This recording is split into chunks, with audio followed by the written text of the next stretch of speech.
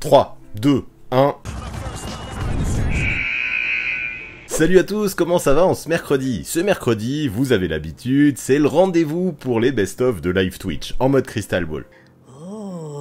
Mais avant de commencer, il faut que je vous parle de mon t-shirt. Mon t-shirt Derby Ball de James Harden à Philly. Il tue, que vous aimiez le joueur ou pas, peu importe, je le trouve magnifique. Et ce t-shirt, comme plus de 500 références, ou même des sweats, des jogging, des coques de téléphone ou des shorts, vous pourrez le retrouver chez les frérots de Derby Ball. Allez faire un tour là-bas, quels que soient vos goûts, vous trouverez votre bonheur. Il y a des joueurs du présent comme du passé, des produits super originaux, super qualitatifs et qui en plus taillent bien. Et le mieux, vous savez pas quoi, c'est qu'à chaque fois, ils s'adaptent à l'actualité de façon hyper réactive pour sortir les t-shirts le plus vite possible en fonction de ce qui se passe dans la grande ligue. Je trouve ça génial, ils font un boulot monstre. Regardez, moi le t-shirt James Harden, je l'ai reçu à peine quelques jours après sa signature à Philadelphie. Quand je vous parle de réactivité, je rigole pas. Et le mieux évidemment, c'est que j'ai un bon plan à vous filer, et avec le code promo le 6e homme, que vous rentrerez au moment de la commande, vous choperez 10% de réduction sur tout le site. Pas mal, non? Alors on n'hésite plus, qu'on kiffe James Harden ou non, on va choper chez Derby Ball. Non seulement ça soutient la chaîne, mais en plus de ça, ça met en avant une marque super qualitative. Mais aujourd'hui, même si les t-shirts Derby Ball sont super cool et que je pourrais en parler pendant des heures, vous êtes plutôt là pour entendre la suite de mon top 100 NBA à l'heure actuelle. Les règles, vous commencez à les connaître, et si ce n'est pas le cas, je vous renvoie à la toute première vidéo de cette série, sur les places 100 à 80, où je reviens dessus avec précision. Mais en gros, histoire d'être dans le vrai et de comprendre comment ça se passe, dites-vous qu'on ne va pas juste juger de la saison 2021-2022 d'un joueur, et on ne va pas non plus parler de l'intégralité de sa carrière, ce serait faussé. Non, là on va essayer d'imaginer et d'évaluer son level à l'instant T, histoire de le classer par rapport à tous les autres joueurs NBA. C'est un petit peu comme si on faisait un match là, sur le playground du coin, qu'on avait tous les joueurs NBA qui étaient disponibles, qu'on retenait les 100 meilleurs, s'ils étaient tous en bonne santé, et qu'on les classait entre eux, de 100 à 1. Donc on ne parle pas de potentiel et du futur, on ne parle pas du passé non plus, ce qui nous intéresse, c'est l'instant présent, et ça, fallait bien que vous le compreniez. Vous allez voir, c'est un exercice qui est super compliqué, et qui est hyper subjectif, on n'aura jamais les mêmes résultats. C'est pour ça que je vous invite vous aussi à me le faire, votre top 100 NBA actuel, à l'adresse mail qui s'affiche là ici. Ça permettra, quand on fera le débrief, de voir avec quel joueur on a les plus grosses différences, la commu et moi, et je trouve que ça va être super intéressant, en plus de pas mal d'autres infos que je vous livrerai. Mais bref, je crois que le principe vous l'avez capté, alors on ne perd pas plus de temps, et c'est parti. Quelles sont les places 30 à 21 de mon top 100 NBA actuel? En numéro 30, voici Jrue Holiday. Place 30, 30 équipes, forcément, c'est symbolique. Donc si les choses étaient bien faites, on aurait désormais le meilleur joueur de chaque équipe, tous les franchise players, mais vous allez voir que c'est bien plus compliqué que ça. Parce que ouais, je mets Jrue Holiday dans ces 30, qui est clairement pas le meilleur joueur des Bucks, mais qui selon moi est meilleur que tous les joueurs qu'on a cités jusque-là, et donc qui est meilleur que les meilleurs joueurs de certaines équipes. Enfin, selon moi, mais j'assume complètement. Pour moi, le joueur qui a transformé les Bucks, à son arrivée lors de la saison 2020-2021, pour le titre 2021, qui a représenté la dernière pièce du puzzle qui les a menés vers le titre, eh bien c'est bien lui, c'est bien Jrue Holiday. Ça veut pas dire clairement qu'il est la pièce la plus importante, ça veut dire qu'il était la pièce manquante. En même temps, même si on peut lui reprocher de temps en temps de manquer ses shoots, tout ce qu'il faut apporter, Jrue, je trouve qu'il est capable de l'apporter. C'est définitivement le genre de gars que les coachs doivent adorer, mais adorer avoir dans leur team. Déjà le mec, c'est peut-être le meilleur défenseur sur les postes arrière de toute la ligue, et puis rien que ça, moi je me dis, y a-t-il besoin d'en dire plus? Je suis même pas sûr. Ça classe un homme de se dire ça, le meilleur défenseur au périmètre de toute la ligue. Il utilise très bien son corps, il utilise très bien ses outils, il utilise sa force aussi, parce que c'est un mec qui est fort, qui est puissant, et c'est une vraie teigne lui aussi. Quand t'es un ball handler, c'est une plaie d'attaquer contre Jrue Holiday, parce qu'il a des instincts qui sont complètement fous, et une science des déplacements qui est vraiment gérée. Après en attaque, je sais, il a quelques critiques, j'avoue que rien de ce qu'il fait n'est flashy, et c'est souvent sous-estimé par contre. C'est un joueur collectif qui peut briller sans le ballon, avec le ballon, qui peut driver, qui a progressé aussi sur son shoot de loin, énormément même, parce qu'en début de carrière, faut se rappeler, c'était pas un shooter. Maintenant, il est quand même, je sais qu'il est irrégulier, je sais qu'il y a des matchs où il passe à côté, mais il est à plus de 40% de réussite à 3 points, c'est un chiffre qui est complètement excellent, et surtout, ce que j'aime fort, c'est sa capacité à mettre les paniers importants. Il peut être invisible pendant tout le match au scoring, se concentrer sur le jeu d'équipe, jouer le rôle de floor général, et ça il fait très bien. Il peut distribuer avec patience, il essaye de faire briller ses potes, et tout ça c'est fort, si on ajoute tout ça à son aspect défensif. Mais dès que les Bucks vont pédaler un peu dans la semoule, dès qu'ils vont avoir besoin de scoring, Jrue il arrivera à sortir de sa boîte et assurer pour aller mettre un gros drive, un gros flotteur, un petit panier à 3 points. Et tout ça dans une équipe comme les Bucks, qui a des ambitions et qui est compétitive, je trouve que c'est hyper significatif. Donc ouais, à mes yeux, il va pas aller très haut dans le top 30, mais il mérite quand même amplement ce top 30, le Jrue Holiday, tellement c'est un joueur qui est excellent en fait. Pour Jrue Holiday, En tout cas, vous êtes 65%, vous l'auriez mis à peu près à ce range, donc ça y est, on revient, on est à nouveau un petit peu d'accord. Et après, il y avait à peu près la moitié qui l'aurait mis plus haut, l'autre moitié qui l'aurait mis plus bas. Pour certains, il est pas assez solide, c'est pas une option 2 offensive, et c'est vrai, hein, c'est peut-être une option 3 offensive. Vous pensez qu'il est pas assez solide pour être une option 2 offensive, et vous l'avez pénalisé pour ça. Certains disent il est beaucoup trop intelligent, beaucoup trop performant, beaucoup trop impactant et beaucoup trop intelligent des deux côtés du terrain. Vous l'auriez mis plus haut. Ça montre que finalement cette place 30, elle est à peu près cohérente à nouveau pour ce qui est Jrue Holiday. En place 29, voici Bam Adebayo. Et voilà encore un mec qui est pas franchise player de sa team, et ça va déplaire à certains, et qui pourtant a un rôle énorme de chez énorme dans une équipe qui est très ambitieuse. Je pense qu'en fait, s'il avait pas manqué de temps de match pour blessure cette année, lui aussi, il aurait pu être sérieusement placé dans la course au Deep Boy. Draymond Green et Bam Adebayo, pour moi, s'ils avaient joué tous les matchs, ça aurait été mes favoris. Parce que ouais, Bam Adebayo, ce qu'il faut se rendre compte, c'est que c'est un pivot atypique. Déjà, c'est un expert de la protection de cercle, mais contrairement à beaucoup de pivots qui sont lourds et qui sont grands comme lui, qui performe au contre, et c'est tout, ben on a un Bam Adebayo qui est super mobile, qui est hyper long, qui peut switcher sur tous les postes, et ça lui apporte un impact complètement dingue, et moi c'est ce que j'aime chez les gros défenseurs. En fait, moi j'apprécie comment il peut être dissuasif aussi bien sous le cercle sur un pivot, il peut mettre des énormes contres, Jason Tatum, même si ça commence à dater, s'en rappelle un peu, qu'au périmètre sur un arrière. Là, dans ces playoffs, ben parlez-en à James Harden ou Trae Young, ce qu'ils en ont pensé, quand Bam Adebayo a switché sur eux, il devenait complètement inoffensif. En fait, on a un mec qui prend tellement de place, qui est si mobile, qui est si rapide latéralement, que même si t'as un super premier pas, c'est méga chaud de le passer. S'il a été élu dans les All Defensive Team, c'est dû à tout sauf au hasard, et je pense que cette saison, il a prouvé qu'il était peut-être le défenseur le plus polyvalent de la NBA. Mais ce que j'aime particulièrement, c'est qu'en attaque aussi, il est atypique. Le mec, il est grand, il est solide, il peut aussi dribbler, il peut créer pour lui, il peut créer pour les autres, il a une bonne vision de jeu aussi, il peut passer la balle, il attire les défenses, et justement, quand il y aura une prise à deux, il saura l'anticiper pour faire un kick-out. Il peut aussi être très vertical, il peut choper des passes lobées, et même, voilà, ce que je disais, il peut servir les shooters quand ils sont libres. C'est juste très fort, il peut jouer le pick and roll, il a une polyvalence de fou. Des pivots de 115 kilos qui font ça si bien des côtés du terrain, il y en a pas 1000 en NBA. Donc bien sûr, tout n'est toujours pas parfait chez Bam Adebayo, il peut pas s'écarter, il peut pas shooter de loin, des fois il s'efface un peu trop, il se montre pas assez agressif, dans la série de playoffs face à Boston par exemple, il a été en difficulté, ça s'est vu, il a pas toujours été, les matchs importants, il a toujours un petit peu de mal à la gérer, et là j'aimerais qu'il y ait des progrès, parce que ce mec a tellement de talent, et il arrive tellement à l'utiliser en saison régulière, que maintenant il faut que ça se concrétise en playoffs. Parce que pour le reste, tout ce qu'il peut apporter en attaque comme en défense, ça me donnait envie de bien le classer, et cette place 29, elle me semble méritée pour Bam. Et pour Bam Adebayo, encore une fois, on est plutôt d'accord. 84% vous l'auriez mis à peu près à ce range, 8% l'auraient mis plus haut, 8% l'auraient mis plus bas. Certains trouvent qu'il est pas si polyvalent que ça en défense, moi je suis pas d'accord avec ça. C'est vrai que face à certains postes 5, il galère un peu, mais quand même, la plupart des postes 5, il arrive à les contrôler. C'est vrai qu'il met pas beaucoup de contre, mais il est tellement amené à switcher et à défendre au périmètre que moi je le pardonne pour ça. Moi ce que je lui reproche, c'est de se cacher de temps en temps un petit peu offensivement, notamment en playoff, c'est ce que je disais dans les matchs importants, mais quand on voit que sur la saison il tourne à 19 points par match, on voit que globalement c'est pas un joueur qui se cache non plus, et qui est très utile des deux côtés du terrain. En place 28, voilà Chris Middleton. Allez, encore un joueur des Bucks, mais toujours pas le meilleur.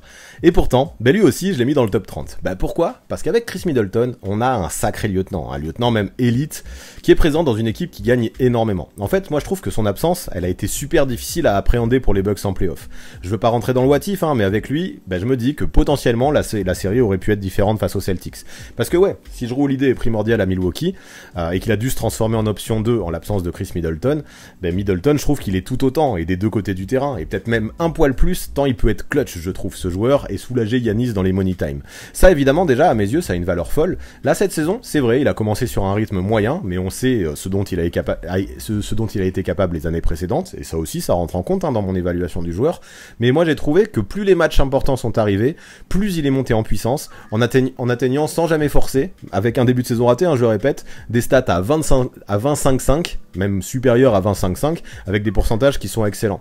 En fait, Middleton, c'est le genre de joueur qui va jamais forcer, qui va laisser le jeu venir à lui, que tu vois pas trop, mais qui fait ses stats les yeux fermés, surtout qu'en parallèle, il va s'occuper du meilleur allié adverse et peut te planter un gros dagger dans le money time. C'est un vrai joueur de l'ombre qui est souvent sous-estimé, un petit peu comme Jrue Holiday de ce côté-là, qui pratique le basket avec son cerveau, avec sa science du jeu, et c'est simple, lui aussi, sur le terrain, il peut tout faire, il peut jouer en isolation, il peut faire circuler la balle, il peut se démarquer, prendre les écrans, il peut sanctionner en catch and shoot, il peut même créer en pick and roll, c'est le genre de mec qui peut briller avec ou sans la balle, j'apprécie ce style de joueur. Sur ses mid-range, ou sur ses tirs de loin, je trouve trop fort, et ça fait un bien fou à Giannis, ça lui donne des espaces, et c'est un super complément au Greek Freak, quoi. En fait, ça l'empêche, Antetokounmpo, d'avoir tous les défenseurs sur lui dans la peinture, et c'est primordial, la présence d'un Middleton dans cet effectif. Après, c'est vrai, souvent on se dit qu'il pourrait en faire plus, qu'il pourrait shooter plus, qu'il pourrait scorer plus, et même forcer un petit peu plus son talent. Mais moi je me dis, force est de constater qu'il n'y en a pas besoin de tout ça. Constamment en fait il en fait largement assez sans qu'il y ait quoi que ce soit de superflu dans son jeu, et cette propreté, cette justesse j'apprécie, ça permet aussi aux autres d'exister autour de lui sans que personne se marche sur les pieds, et ça aussi c'est un talent, ça aussi c'est une force, ça aussi ça montre que t'as un vrai niveau, que t'es un basketteur quoi. J'ai pas l'impression que lui il ait même besoin de faire des sacrifices, c'est juste le joueur qu'il est, qui pense à la win avant tout, au collectif avant tout, et ça fonctionne. C'est un mec qui joue avec beaucoup de finesse, avec beaucoup d'agressivité en défense, c'est pile le bon mix qu'il faut pour être bien classé, et une place 28 pour Middleton, ça me semble bien. Pour 82% d'entre vous, concernant Chris Middleton, vous l'auriez mis à ce range, cette place vous convient. Donc encore une fois, on fait une belle perf. 9% l'aurait beaucoup mieux classé, 9% l'aurait beaucoup moins bien classé. Encore une fois, on en a autant au-dessus qu'en dessous.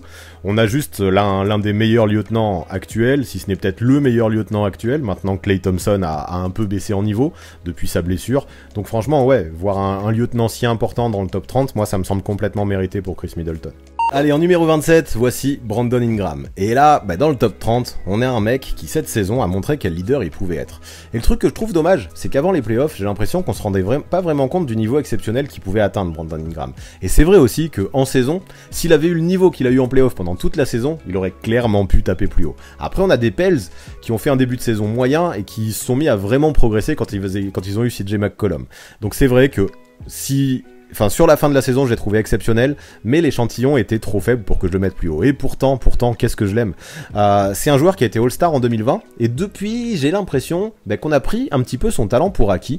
Et chez les Pels, qui ont mis un moment à décoller cette saison, comme je l'ai dit, il est un petit peu tombé dans l'oubli. Pourtant, soir après soir, mine de rien, il fait le taf. Parce que Ingram, c'est un super scoreur, par qui toute l'attaque peut passer. En 1 contre 1, c'est un monstre, avec son allure unique, là, lui qui est très long et très fin. Il dribble, il provoque les défenses, il pose ses appuis, il peut scorer sur la tête de n'importe qui. Et là, moi ce qui me rassure, c'est que quand un Zion va arriver, j'ai aucun mal aussi à le voir jouer sans ballon, même s'il impactera peut-être un petit peu moins. C'est un gars qui peut scorer aux 3 niveaux avec de bons pourcentages, qui possède des qualités incroyables en mid-range, il peut lâcher la balle lorsque les défenses le serrent de trop près, et même utiliser très bien ses bras d'une longueur interminable pour être un défenseur plus que correct. C'est quand même déjà très cool ça, quand t'as un statut de franchise player dans une équipe qui est playoffable, et justement ces playoffs on peut en parler. Alors que tout le monde pensait que les Pels allaient se faire ramasser par les Suns et allaient se faire sweeper, ils ont finalement poussé la série jusqu'en 6 matchs, grâce notamment à un Brandon Ingram qui était sur une autre planète. Sur ces matchs, sur 6 matchs, il en a fait 3 à 30 points ou plus, avec des très bons pourcentages. Sur les 3 matchs où il a mis ses 30 points, Nola en a gagné 2, donc ça montre à quel point il pèse dans le jeu des Pels. Dans cette série, il a atteint les 11 rebonds au match 2 aussi, il a atteint les 11 passes au match 6, donc c'est clairement faux de dire que c'est qu'un scoreur. C'est aussi un joueur qui est polyvalent, qui tourne quasiment à 6 rebonds et 6 passes, ça aussi, ça a de la valeur. Et voilà, quand on pense à Brandon Ingram, comme je disais, il fait le taf en défense, mais c'est quand même loin d'être un défenseur élite, mais mine de rien, ça reste un basketteur qui est complet et accompli, qui possède une énorme confiance en lui, qui prendra ses responsabilités aussi dans les moments clutch, qui aura peur de rien, ni de qui que de personne, j'ai envie de dire. Et c'est vrai qu'il y a des comparaisons avec KD dans le physique et dans le jeu, et même si c'est pas tout à fait le même niveau, dans le profil, je les trouve plutôt justifiés. Pour moi, il lui manque surtout de vivre des longs parcours en playoff, de peser encore plus, avec un échantillon plus long, de montrer aussi que ça peut être un très bon joueur de saison régulière pour grimper dans ce classement, mais une place 27 pour Brandon Ingram, c'est déjà fort, quoi. Pour Brandon Ingram, vous êtes 63%, vous l'auriez mis à peu près à cette place, il y en a 5% qui l'auraient mieux classé, et 32% qui l'auraient moins bien classé. J'ai vu que notamment vous reprochiez son adresse à 3 points de 32,7%. J'entends, c'est loin d'être élite, mais c'est quand même loin d'être catastrophique. C'est plutôt correct en fait, 33% à 3 points. Surtout que pour moi, il compense tout ça avec un jeu en mid-range qui est vraiment exceptionnel. De toute façon, finalement, 63% vous l'auriez mis à peu près à cette place. Ça me va pour Brandon Ingram. En 26, voilà Rudy Gobert, et je sais que c'est un joueur qui va faire beaucoup de débats. Parce que parfois j'entends qu'il est trop nul, parfois j'entends qu'il est pas reconnu à sa juste valeur, et c'est vrai, c'est dur de se faire un avis précis et objectif sur Rudy Gobert. Déjà, c'est clair que ceux qui ne jurent que par le scoring peuvent passer leur chemin, ils veulent le mettre peut-être au-delà de la place 40, et je peux l'entendre, parce que c'est vrai. au niveau du scoring, on a un Rudy qui marque quasi la totalité de ses points sous le cercle, et en gros, quand il reçoit pas une bonne passe, souvent lobé en plus, ou qui prend pas un rebond offensif, suite auquel il peut remonter assez vite, il ne scorera quasiment pas. C'est un joueur qui va pas briller au poste, même en cas de mismatch, et c'est vrai que pour mettre le ballon dans le panier, même si je grossis le trait, Gobert a des faiblesses qui sont très importantes. Mais est-ce que l'attaque, c'est que le scoring? Eh ben non, l'attaque, c'est pas que le scoring. Lors d'une attaque, il y a 5 joueurs dans l'équipe, et il y en a qu'un seul qui score. Les 4 autres, ils devront être utiles pour aider leurs potes à scorer. Et là-dessus, pour aider ses potes à scorer, Gobert, c'est quand même un crack. C'est le roi des écrans qui libère ses coéquipiers, les screen assists, il propose des cuts, et même s'il reçoit que peu la balle, il monopolise constamment un ou deux gars qui vont devoir l'empêcher de s'approcher. Et rien que ça, c'est important, et ça libère ses coéquipiers. Même si je sais qu'il y a des équipes comme Dallas qui en ont joué, qui pouvaient se permettre de mettre un petit joueur sur lui parce qu'ils savaient qu'il allait pas trop souvent recevoir la balle, ça reste quand même un joueur qui est constamment, qui monopolise au moins une personne. Sauf que, quand tu fais ça, même quand t'es un expert dans le domaine, et que c'est très utile, tu peux pas être un top 30 en NBA quand t'as juste ce rôle de finisseur près du cercle.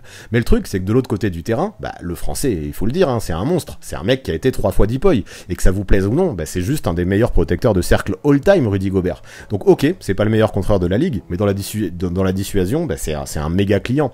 En fait, c'est simple. Quand il est placé, on a la moitié des joueurs de la ligue qui préfèrent faire la passe plutôt que tirer. Et ceux qui tirent, finalement, ils vont envoyer des shoots complètement casse-croûte et changer leur trajectoire pour éviter de se faire contrer. Et on va les voir hésiter juste parce qu'ils vont sentir l'ombre de Gobert qui est à portée de contre. Et c'est aussi pour ça qu'il met pas 10 blocs par match, c'est qu'il fait peur aux gars.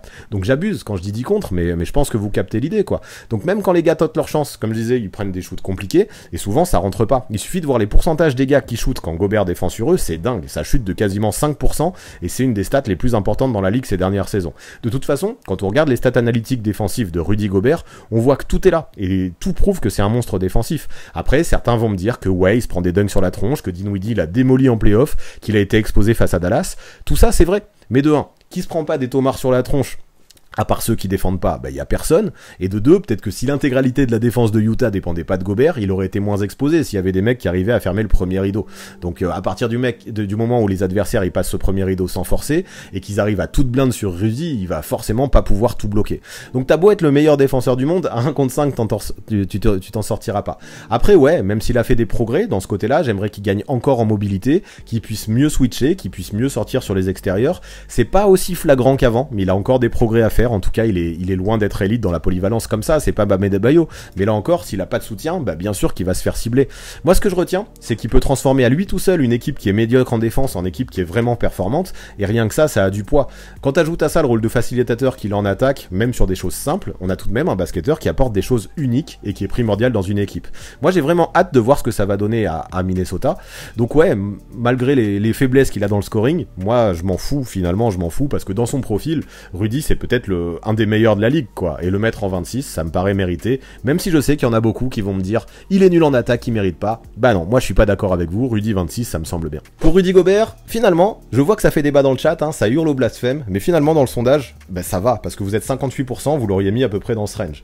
De toute façon, j'entends tout le temps les mêmes choses à propos de Rudy Gobert, vous êtes 35%, vous l'auriez moins bien classé, 6%, vous l'auriez mieux classé.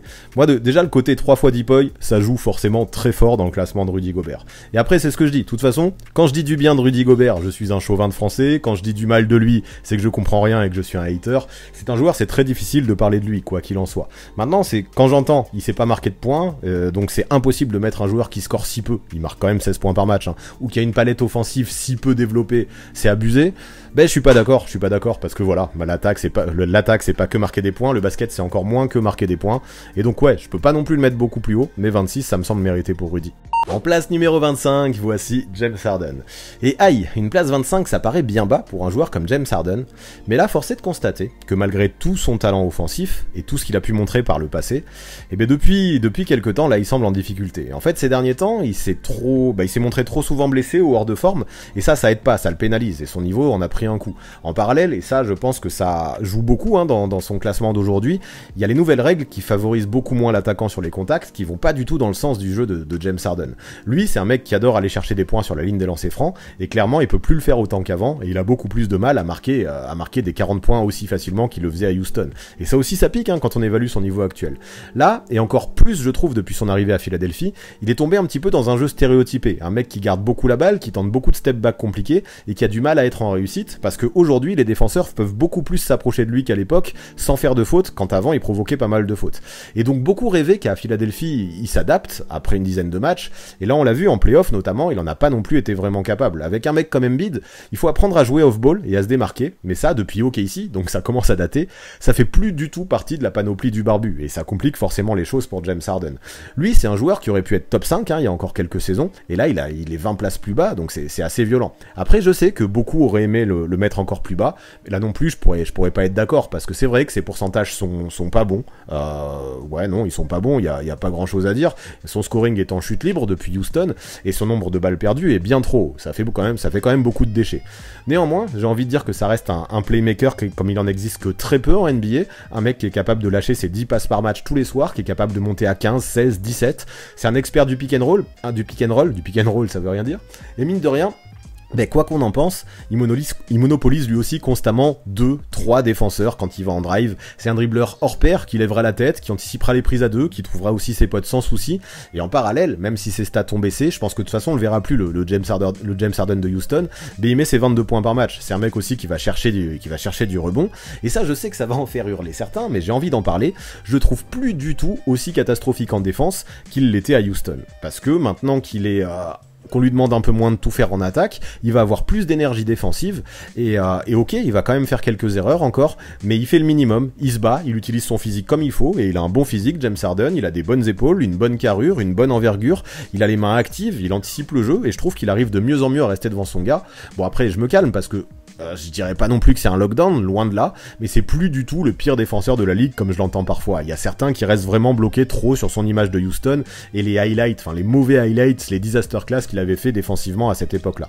Donc ouais, c'est vrai que dernièrement il a été décevant et que son manque de remise en question en conférence de presse, moi ça m'a posé réellement problème, mais quand même je me vois pas sortir James Harden du top 25. Et pour un joueur comme lui, je trouve que 25 c'est déjà bien bas. Mais après c'est chaud, je trouve quand même de le mettre beaucoup plus haut parce qu'il a encore des choses à prouver, notamment en playoff, il doit montrer qu'il peut peser tout le temps, même dans les moments les plus importants, s'il veut gagner un titre, et il arrête pas de dire que c'est son objectif. Je pense qu'il devra aussi changer son jeu, même si c'est compliqué, pour jouer autour d'Embiid, donc il va falloir se faire une raison, ouais. On reverra jamais le Harden de Houston, celui d'OKC, je pense qu'on le reverra jamais non plus, et pourtant c'est les progrès qui devaient faire, les évolutions, peut-être pas les progrès, mais les évolutions qu'il devrait essayer de trouver, mais c'est peut-être déjà peine perdue. Maintenant, si on peut avoir un Harden qui continue à être excellent dans le playmaking, qui monopolise un peu moins la balle, qui continue aussi à essayer de lever la tête et à jouer avec les autres, qui sait utiliser ses qualités et qui arrive à retrouver son adresse, c'est déjà pas mal. Donc pour ça, il va falloir qu'il revienne en forme, qu'il accepte de jouer un petit peu plus off-ball. Ça fait beaucoup de choses, c'est sûr, mais je pense ce sera nécessaire. Et à voir, là on entend pas mal de choses positives. Visiblement cet été, il a décidé de se préparer comme jamais, et régulièrement, là, on voit des images de lui à la salle. Je sais que ça veut rien dire, hein, les images estivales, mais il a l'air moins fêtard que certains autres étés. Donc à voir, mais s'il prouve pas plus, ce sera dur de viser plus haut dans le futur pour le barbu, et comme je disais, c'est dommage, c'est un mec qui aurait pu être beaucoup mieux classé avant, mais qui, s'il continue un petit peu dans cette mauvaise spirale, pourrait encore baisser dans l'année à venir. Et pourtant, sur le talent et sur ce qu'il a déjà montré, c'est peut-être un joueur qui mérite d'être classé bien plus haut. Allez, pour James Harden, ça a énormément battu dans le chat, hein, et ça je m'y attendais. Certains le verraient beaucoup mieux classé. Vous êtes 29%, vous l'auriez vu beaucoup mieux classé. 11%, vous l'auriez vu beaucoup moins bien classé. De toute façon, c'est un petit peu ça, Harden. Un peu comme Westbrook, mais à moindre mesure, soit on l'adore, soit on le déteste. Après, vous êtes finalement 61%, vous l'auriez mis à peu près à cette place. C'est difficile, je trouve, aujourd'hui, de le mettre beaucoup plus haut, vu les joueurs qu'il va avoir devant lui. Cependant, là, je pense qu'il a des bouches à fermer, et j'ai de l'espoir pour lui, et je pense qu'il peut remonter. Je pense que le niveau qu'il a montré, et on juge de ça malheureusement, le niveau qu'il a montré n'est pas à la hauteur de son talent, en tout cas le niveau qu'il a montré dernièrement, depuis une saison et demie, j'ai envie de dire. Il a aussi été blessé à la cuisse, ça l'a pas aidé, je le trouvais un petit peu hors de forme, et tout ça, forcément, ça pénalise son niveau. Je pense qu'il est capable de plus, je pense qu'il mérite plus qu'une place 25 vraiment, mais aujourd'hui il a pas prouvé non plus qu'il avait ce niveau pour aller au-dessus, donc on est 61% à le mettre à peu près à cette place, et ça me va plutôt bien pour James Harden. En place 24, voici Donovan Mitchell. Alors lui, je sais, et encore plus depuis ses playoffs, certains le détestent fort, mais le détestent fort à un point, et en France c'est encore pire, d'autant plus chez tous ceux qui kiffent encore plus fort Rudy Gobert. Après on peut comprendre, hein, le mec il lâche quasiment jamais la balle à son pivot sur pick and roll, alors que c'est vrai qu'on a un Rudy qui fait l'effort de couper. On a un Mitchell qui joue beaucoup en ISO, qui est très très porté sur le scoring, et de l'autre côté du terrain, il donne pas grand chose. C'est un défenseur un peu porte de saloon quoi. Et rien que ça pourrait être rédhibitoire pour craquer le top 25. Et pourtant, je le mets là, et encore une fois je vais l'assumer, parce que je l'ai pas mis là par hasard, et c'est vrai que sur pick and roll, et ça je vous rejoins tous, hein, ceux qui le diront, il lâche pas beaucoup le ballon. Mais en parallèle, moi j'arrive aussi à prendre un peu ce recul et me mettre à la place de Donovan Mitchell, parce que, en fait, Mitchell, il possède carrément un talent offensif qui est unique. Et faut se rendre compte qu'après pick, c'est l'un des meilleurs scoreurs de toute la ligue. Allez voir les stats avancées, vous vous rendrez compte qu'après un pick, Donovan Mitchell fait partie des joueurs les plus arrêtables. Maintenant, je suis pas fan de tout ce qu'il fait, parce que c'est une stratégie qui est assez individualiste, mais je comprends qu'il préfère jouer sur ses forces et aller shooter et jouer tout seul après un pick, que donner la balle à Rudy pour un résultat qui serait plutôt aléatoire pour ce qui est du scoring. Mitchell, il va vraiment profiter des écrans de Rudy. C'est là-dessus que finalement ils étaient un petit peu complémentaires offensivement. On critique Gobert parce qu'il a pas de palette offensive, mais il pose les écrans. On critique Mitchell parce qu'il fait pas de passe à un mec qui a pas de palette offensive, mais lui il va profiter de ses pics. Maintenant c'est défensivement que c'était pas du tout compatible ces deux gars. Et au niveau du caractère et au niveau de leur relation, ça on va pas le juger aujourd'hui, c'était tombé au plus bas depuis ces histoires de Covid. Maintenant clairement, je pense que oui, il pourrait lâcher la balle plus souvent, mais pas filer non plus la balle à Gobert à chaque fois qu'il coupe. Ce serait pas non plus une bonne solution pour le Jazz, même si le coaching de Quinn Snyder, j'avais quelques éléments, mais encore une fois plutôt du côté défensif à remettre en question. En fait, ouais, la vérité, c'est que je peux entendre toutes les critiques du monde, je pense, sur Donovan Mitchell, mais ce qui est pour ce qui est de mettre la balle dans le panier avec beaucoup d'efficacité, on a un réel client.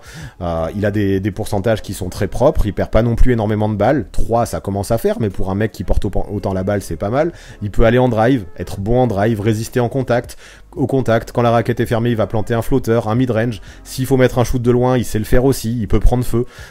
J'aime bien, et finalement, il est assez tanké, il est assez athlétique pour aller poser des gros tomards. Il a toute la panoplie, et il met 26 points par match. 26 points par match, c'est pas rien quand même. Maintenant, ouais, malgré tout son talent en attaque, qui lui permet d'être en place 24, parce que cette place 24, je la mets essentiellement sur son talent offensif, je suis pas d'accord quand j'entends dire que c'est qu'un croqueur, parce qu'il fait quand même ses 5 passes par match, même s'il aime bien l'ISO. J'ai besoin maintenant qu'il progresse méchamment en défense pour augmenter. C'est ce qu'il ferait passer d'un statut All-Star, parce que là c'est quand même un All-Star lock, à un statut de Superstar. J'ai l'impression qu'il pourrait devenir une Superstar, mais pour ça il va vraiment falloir qu'il progresse en défense, mais aussi dans son leadership. Est-ce qu'il en est capable de ça? J'ai des doutes, et pourtant ce potentiel est là, mais malheureusement on juge pas de ça aujourd'hui. En attendant, et je le répète, c'est surtout rien que par sa capacité à scorer comme un dingo dans toutes les situations, dans une team qui, quoi qu'on en dise, est performante au moins en saison, même si ça a galéré en playoff. J'assume cette 24e place pour Donovan Mitchell. Alors, si on fait le bilan pour Donovan Mitchell, vous êtes 50% finalement, malgré de gros débats encore une fois dans le chat, mais je m'y attendais. 50% vous l'auriez mis à peu près à cette place, 47% vous l'auriez beaucoup moins bien classé, et 3% vous l'auriez mieux classé. En fait, le débat il a eu lieu, donc ouais, même si la majorité est de mon côté dans ce range, les 47% qu'il aurait moins bien classé, il y avait la comparaison par rapport à James Harden. Et je peux l'entendre, c'est vrai qu'en termes de talent et ce qu'il a prouvé en carrière, James Harden est au-dessus.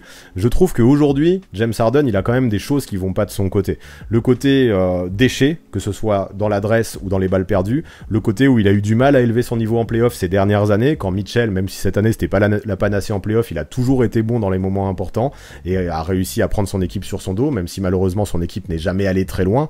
Mais James Harden, à part avec Chris Paul, a eu toujours du mal aussi à amener son équipe loin.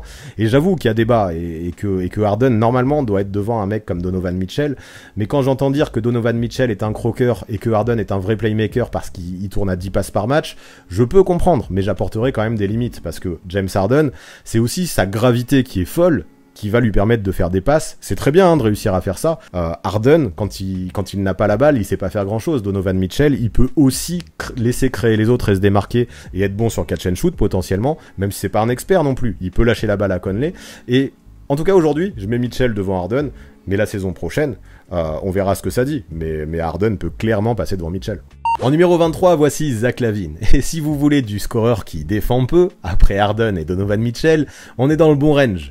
LaVine, en fait, il correspond complètement à ce profil. Lui aussi, c'est un mec qui peut scorer sans s'arrêter, qui peut performer aux 3 niveaux, qui peut mettre des gros tirs de loin, qui peut partir en drive, qui peut poser d'énormes tomards.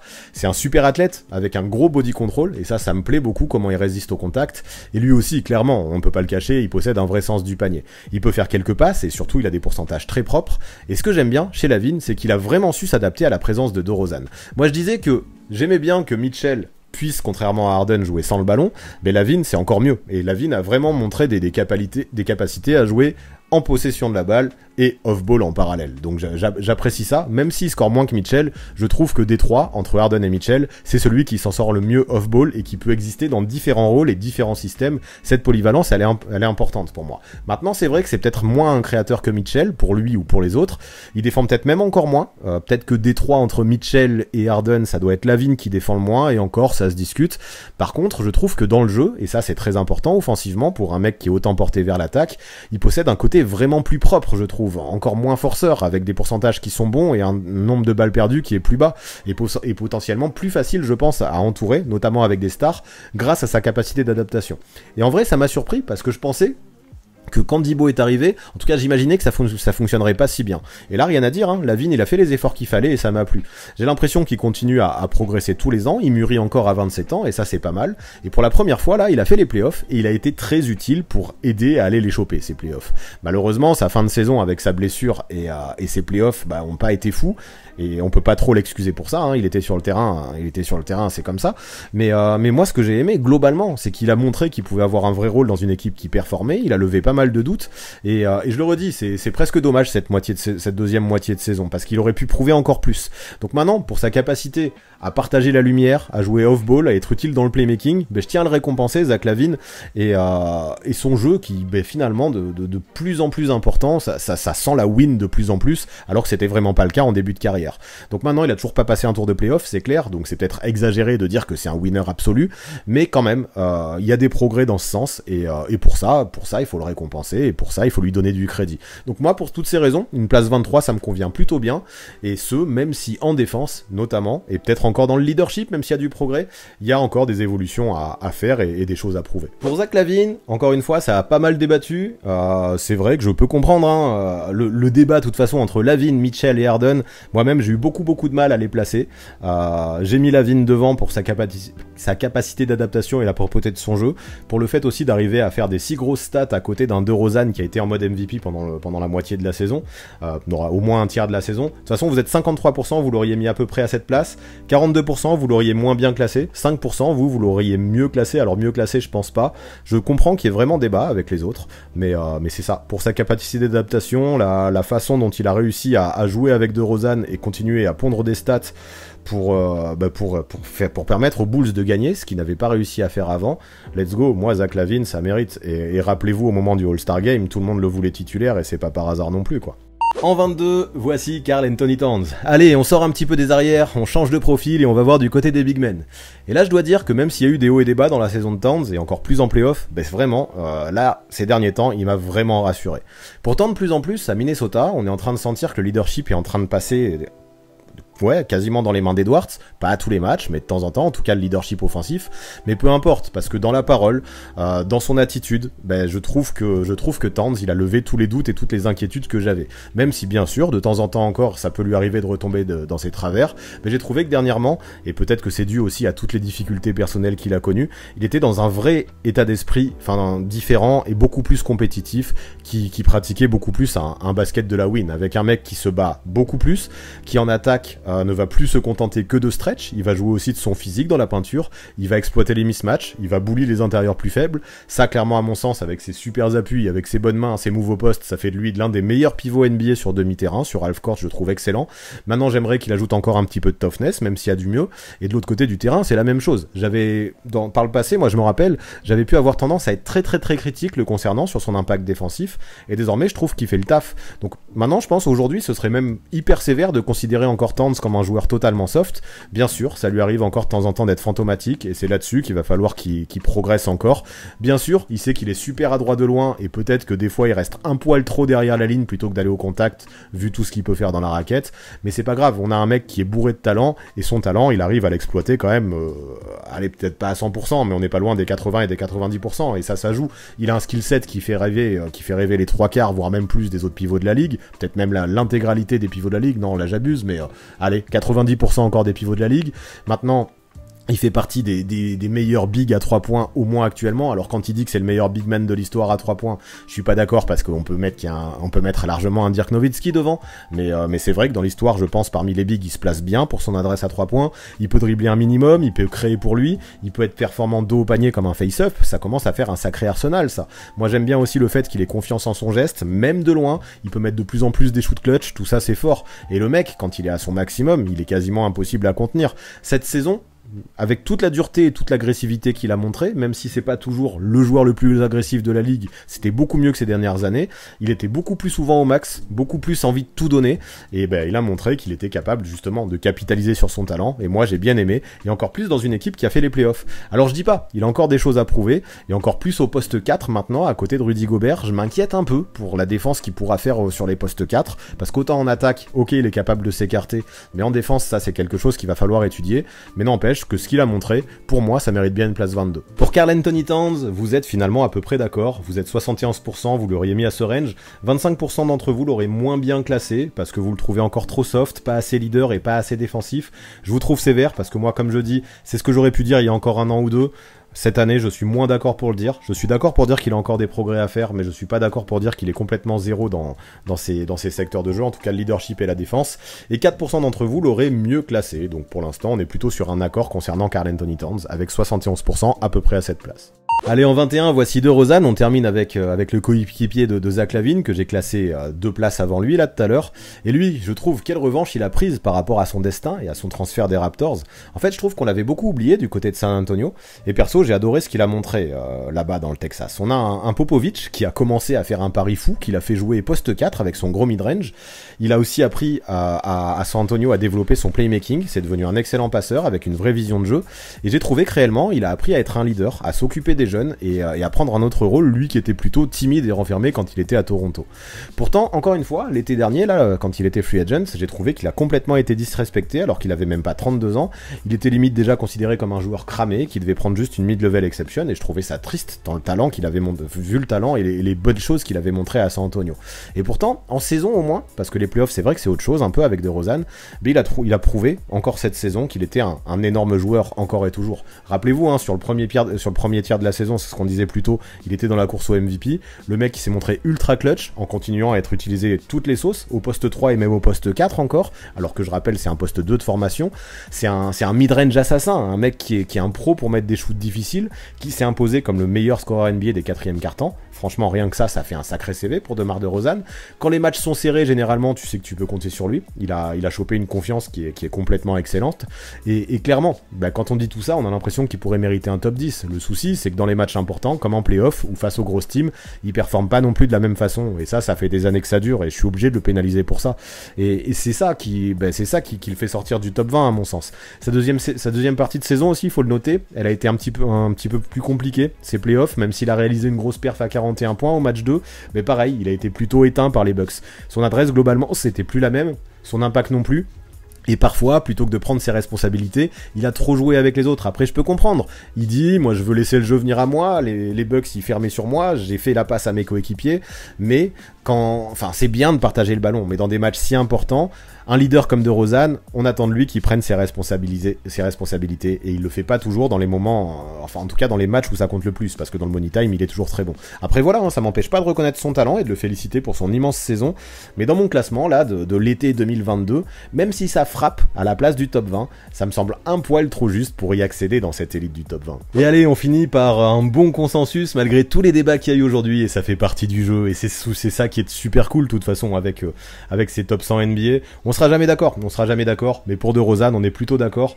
Je le lis dans le chat, ses manques de performance au playoff, malgré son bon game 2, bah ça lui coûte un petit peu pas mal de place, hein. Ça lui coûte quelques places. Alors il serait peut-être pas à les top 10 non plus, mais il dégringole un peu dans le classement à cause de ça.